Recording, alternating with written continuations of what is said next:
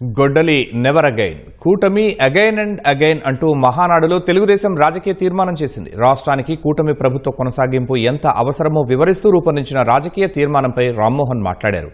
TDP అధికారం కోల్పోయిన ప్రతిసారి రాష్ట్రం ప్రజలు ఎలా నష్టపోయారో వివరిస్తూ రామ్మోహన్ తీర్మానాన్ని ప్రవేశపెట్టారు.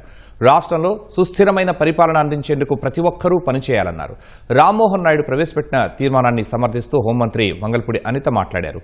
20 ఏళ్లు ఇదే ప్రభుత్వం కొనసాగితే 2047 నాటికి ప్రపంచంలోనే మొట్టమొదటి స్థానంలో ఏపీ నిలబడుతుందని అనిత స్పష్టం చేశారు.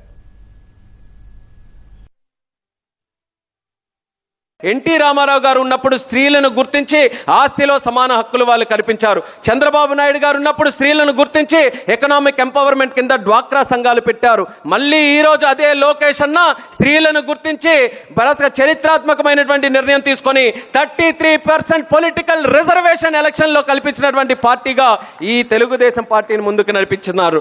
3 జనరేషన్లో ఉన్నటువంటి ఎగ్జాంపుల్ తీసుకొని వేట కొడవళ్ళ నుంచి కత్తుల నుంచి గొడ్డల వరకు వస్తే మనమేమో ఆస్తిలో సమాన హక్కులు కల్పిస్తూ డ్వాక్రా సంఘాలకు ఇస్తూ పొలిటికల్ ఎంపవర్మెంట్ ఇస్తూ 33% చేస్తున్నాం.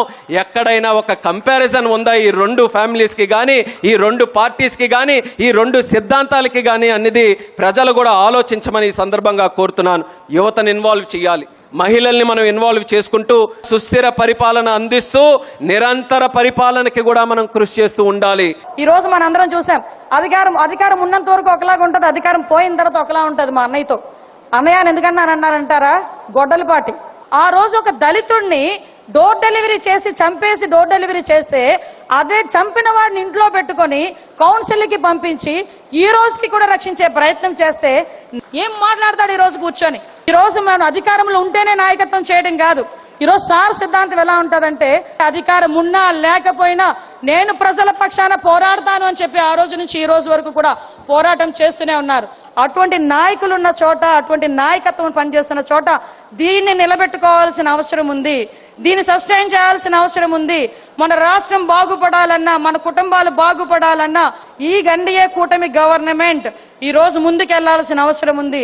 ఇంకో 15 సంవత్సరాలు కాదు, 20 సంవత్సరాలైనా ఇదే గవర్నమెంట్ ముందుకెళ్తేనే 2047 నాటికి ప్రపంచంలోనే మొదటి స్థానంలో ఆంధ్రప్రదేశ్ ఉంటుంది అని రాసి పెట్టుకోమని ఈ మహానాడు సాక్షిగా చెప్తున్నా.